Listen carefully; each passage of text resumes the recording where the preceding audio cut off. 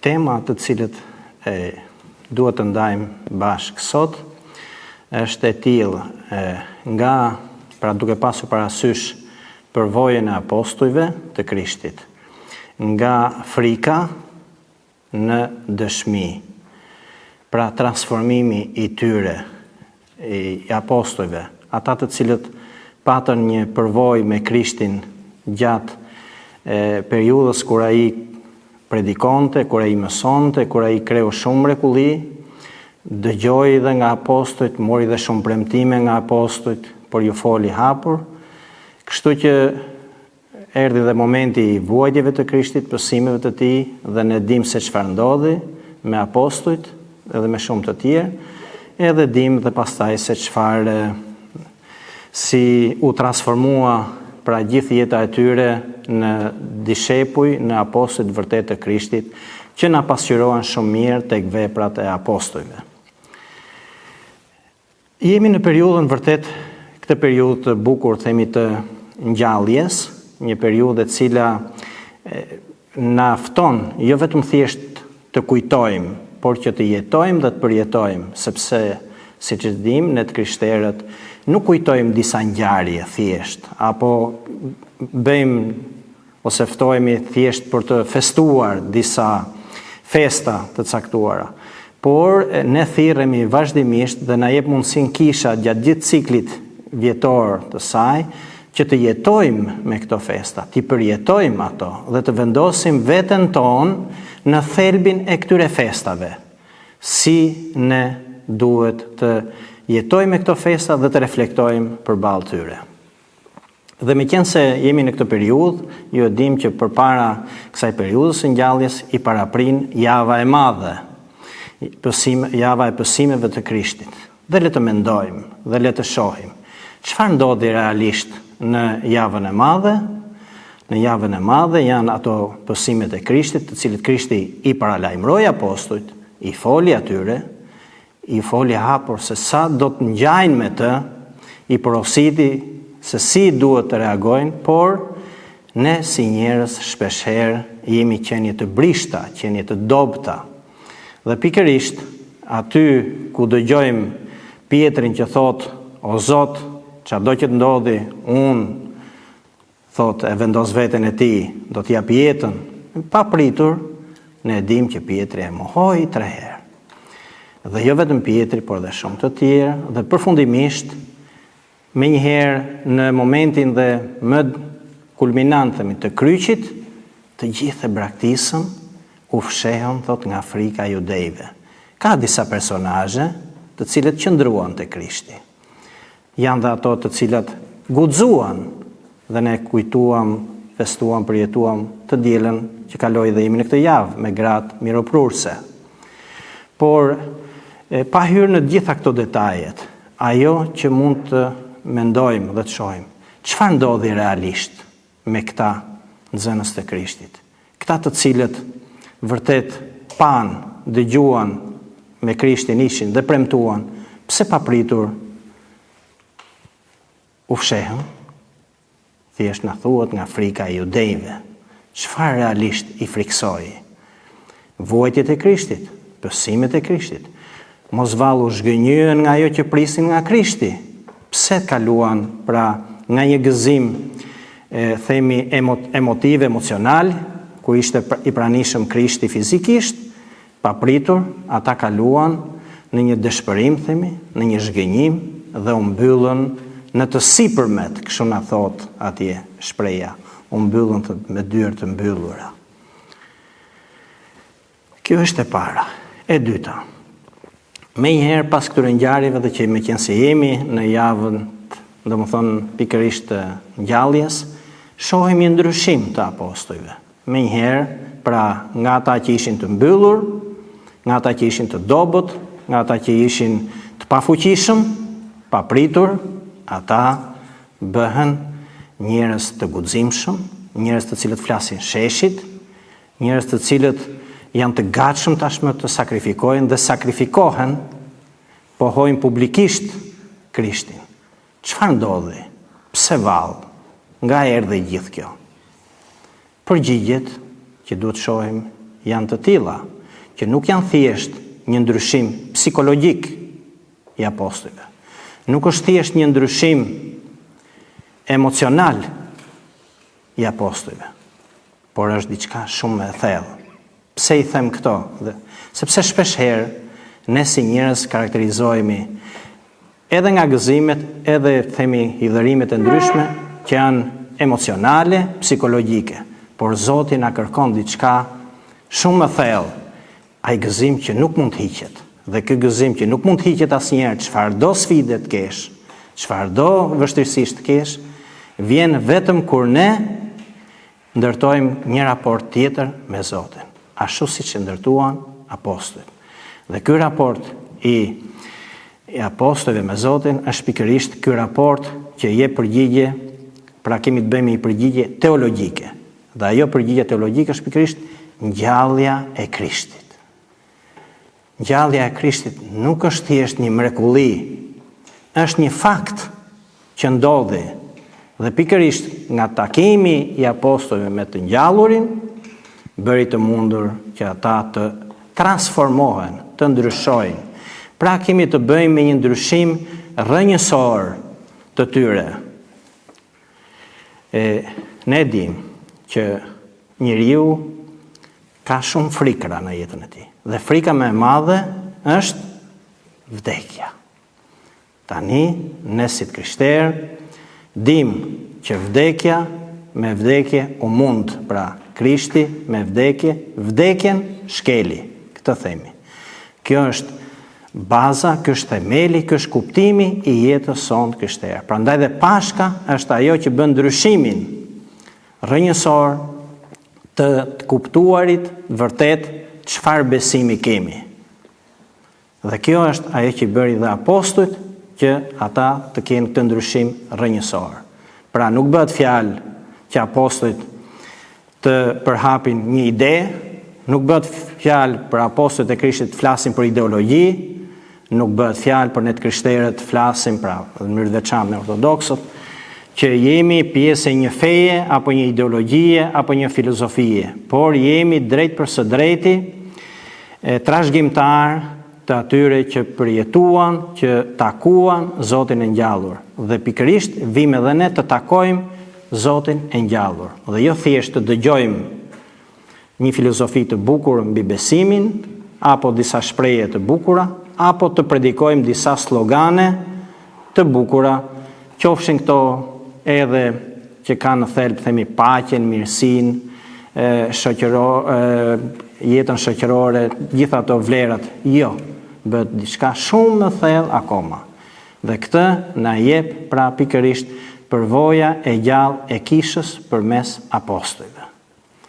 Kështu që vetëm ai njeri i cili çlirohet nga frika e vdekjes, vetëm ai është i lirë.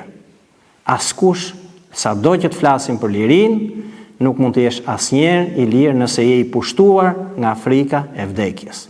Por kjo vjen vetëm pas një përvoje të gjallë, përvoje me një Zot të gjallë, kur takon realisht Zotin e ngjallur. Kjo ndodhi me apostujt dhe kjo bëri të mundur pikërisht këtë gjë, sepse apostujt në vetvete nuk thot që ata e hoqën totalisht frikën atyre, jo, transformuan frikën në guxim dhe në dashuri dhe në ofrim. Dhe të gjitha këto ndodhin realisht kur ne kemi dhe një përvojë të jetës me shpirtin e shenjtë. Ju e dini që veprat e apostujve janë ato që na flasin për zbritjen e shpirtit të shenjtë. Shpirti i shenjtë, do dëgjojmë tropare, është ai që transformon jetët e njerëzve, është që transformon, që dhuron, që burim thot profecive, burim i priftërisë, e shumë gjëra të tjera, të cilët bëjnë në të vërtetë një komunitet të gjallë dhe real. Kjo ishte, se si u transformua pra jeta e apostujve nga një jetë zhgënjyese, nga një jetë, në shumë frikra, nga një jetë e mbyllur dhe të izoluar, në një jetë që cilët morën guxim, gjetën paqen, edhe patjetër që ndanë besimin e tyre publikisht.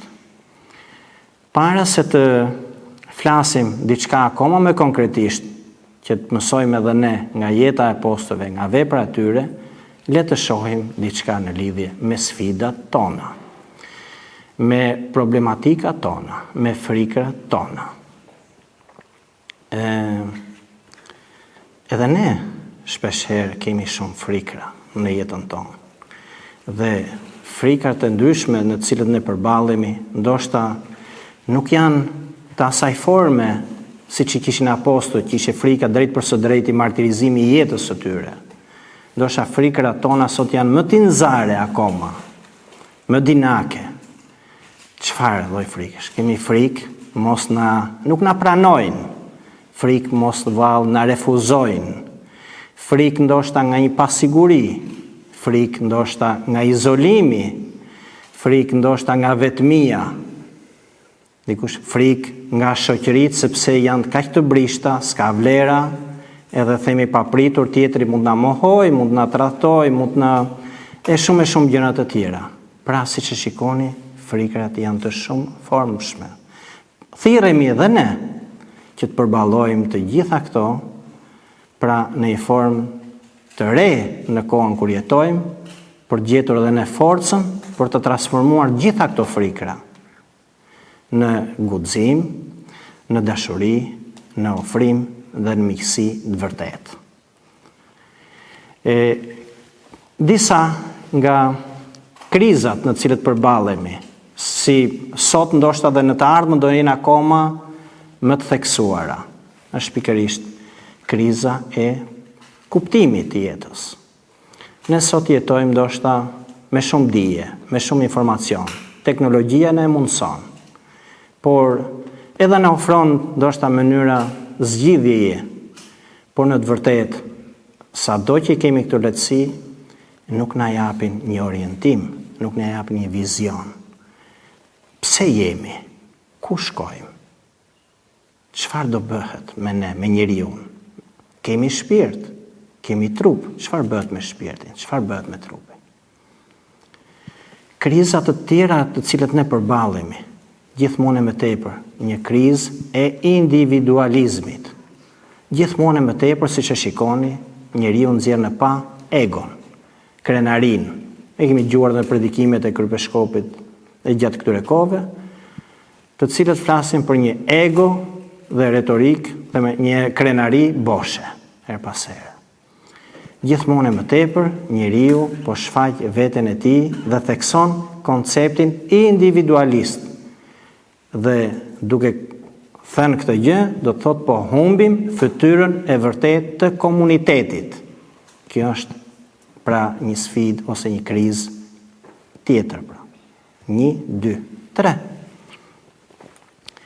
Kriza të realitetit ton në jetën e përditshme. Dhe në mënyrë të veçantë me atë që na flitet shpeshherë me një relativizëm, madje edhe të së vërtetës vetë, duke na programuar dhe duke na thënë edhe propaganduar shpeshherë, duke thënë e vërteta nuk është absolut, nuk ka një të vërtetë absolute. Gjitha janë relative. Harrojnë që duke thënë këtë shprehje, gjitha janë relative, ti automatikisht po e bën diçka që qenë ka një absolute. Dhe duke na thënë këtë, po na thonë që e vërteta është thjesht një mendim personal dhe çdo mendim mund të jetë i vërtetë. Harrojnë një të vërtetë tjetër, atë që apostujt takuan me Zotin e ngjallur. Pra, për neve nuk bëhet fjalë për një të vërtetë si një ide apo si një ideologji, por bëhet për një të vërtetë që është reale e gjallë, të takosh Zotin e gjallë.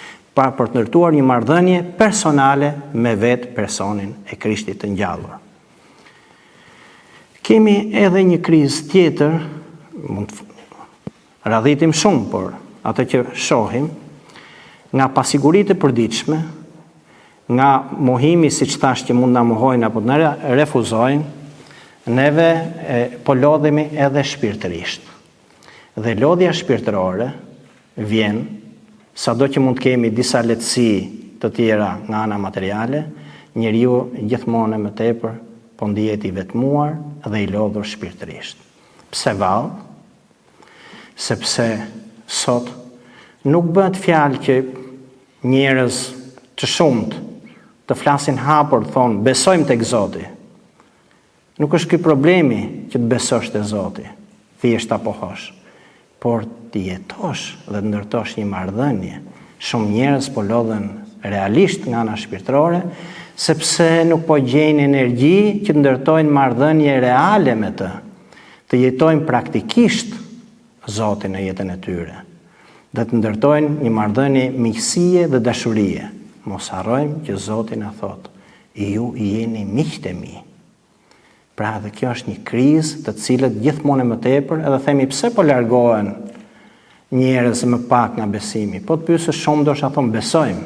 Nuk mjafton të besosh vetëm thjesht në ekzistencën e Zotit. Zoti nuk ka nevojë të besojmë ekziston apo nuk ekziston. Por ai që beson si e shpreh, si e ndërton, si jeton me këtë Zotin e ngjallur. Këto janë disa nga themi sfidat, disa nga krizat që ne përballemi dhe do të përballemi më shumë në të ardhmen. Dhe tani vim. Si apostujt jetuan përballë disa sfidave në një aspekt, edhe atëherë ishin pak a shumë këto lloj sfidash. Si përballuan apostujt? Si gjetën zgjidhje? Dhe a mund të shohim edhe ne përmes jetës së tyre zgjidhjen e sfidave tona? Sepse apostujt nuk janë thjesht për t'i admiruar për jetën e tyre 2000 vjet më përpara, por është për të jetuar kohën tonë me zellin profetik të apostujve që jetojmë ne sot. Për të kuptuar më shumë këtë, na nevojitet që të shohim edhe gjatë kësaj periudhe na vjen ndihmë leximet e përditshme që janë kryesisht nga veprat e apostujve.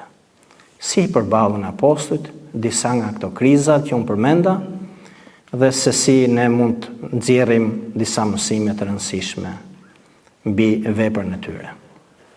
Ju e dini që menjëherë pas zbritjes së Shpirtit të Shenjtë, ata çfarë bën? Jo vetëm janë të gatshëm të përhapin, jo thjesht një ide, jo thjesht një mësim, por përvojën e tyre me Zotin e ngjallur. A jemi dhe ne kemi në një përvojë me Zotin ton të ngjallur, të jemi të gatshëm dhe të hapur për këtë? Së dyti, ne dim që apostujt gjetën forcë që ky Zot i ngjallur kur mblidheshin së bashku. Dhe na thuhet konkretisht në veprat e apostujve, shpesh herë apostujt mblidheshin thot në thyrjen e bukës edhe në atë ndarjen e kupës. Pra mblidheshin në të. Është një shprehje te veprat e apostujve që thot mblidheshin në të. Kjo në të për disa ideologji ose për disa mësime ose për disa komunitetet krishterë nuk i thot asgjë. Për komunitetin ortodoks, kjo shprehje dhe mblidheshin së bashku në të, do të thotë mblidheshin në Eukaristi. Aty gjetën forcë, aty takojnë realisht Zotin e ngjallur, në komunitet dhe në kungim. Prandaj, nëse duam realisht të takojmë Zotin e ngjallur, vetëm mbledhja së bashku, pjesëmarrja në misterit e kishës dhe kryesisht në atë të liturgjisë hyjnore, kungimin na bashkon realisht me Zotin dhe na bashkon me njëri tjetrin. Dhe përmes kësaj jete ne mund të përballojmë disa nga sfidat tona që përmenda më lart. Sfidën e izolimit. Të mbledhurit së bashku nuk jemi izoluar. Të mbledhurit së bashku do të thotë që ndërton një raport me Zotin dhe me njëri tjetrin. Pse? Sepse shpeshherë shumë njerëz sot po harxojnë energji pafund për një shoqëri virtuale dhe jo një shoqëri reale.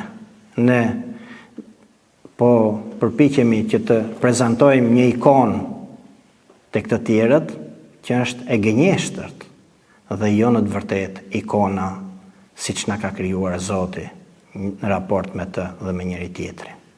Kjo vjen vetëm përmes një mbledhje së bashku dhe kryesisht në të, që do thot në Eukaristi. Një element tjetër, pasiguritë e ndryshme për të nesërmen, për vështirësitë ndoshta edhe ekonomike, e gjitha tjerat. Ne dim se si apostujt, duke mbledhur së bashku, ndanin, ndoshta do duhet të zbulojmë këtë gjë. Nuk është e nevojshme të jemi imitues të çdo veprimi sepse kohët ndryshojnë. Për ama të frymës, jemi të thirrur të jetojmë gjithmonë. Pra në përmbajtje, duhet të jemi me këtë, të jemi solidar. Kujtojnë që vetë apostujt kishin një solidaritet në komunitet për të ndarë fjalën, dëshminë e Krishtit, por edhe nga të mirat e tyre materiale. Për ata që ishin vërtet disa grupe vulnerable, se themi, të dobta, siç mund të ishin të vejat, apo disa jetim, apo ndoshta edhe disa tjerë. Pra që realisht e kishin të pamundur. Nuk bëhet fjalë për ato që vetëm presin pa që duan dhe nuk janë korrekt me punën ose në kërkojnë punën, që mos keq kuptohemi. Bëhet fjalë për ata që realisht jetonin në komunitet, punonin në komunitet dhe ofronin. Pra, kjo është vepra themi e apostujve. Brenda kësaj fryme, apostujt arritën të përballojnë problematikat edhe sfidat e kohës së tyre. Në të njëjtën frymë thirremi edhe ne të jetojmë këtë vepër të apostujve, duke lexuar këtë libër që është shumë domethënës, se na prezanton se si të krishterët e parë, të krishterët e hershëm, ditën të jetojnë me Zotin, të ndajnë përvojën e ngjalljes me të, edhe të bëhen nga qenie nga njerëz të dobët, nga të bëhen vërtet njerëz të patrembur dhe të flasin hapur publikisht. Pse i themi të gjitha këto? Sepse edhe ne, siç thash, jetojmë kohën tonë, edhe thirremi vazhdimisht të jetojmë në një frymë të tillë, me Zotin e ngjallur dhe të kapërcejmë të i kalojmë edhe ne frikrat tona, sfidat tona që kalojmë.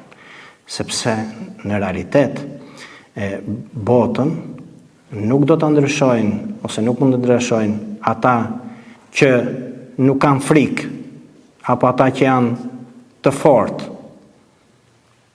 Të fortët frikë ndoshta janë të marrët në kuptimin literal. Por do të ndryshojnë ata të cilët edhe pse mund të jenë të dobët brenda frikrave të ndryshme, po gjejnë forcë tek besimi.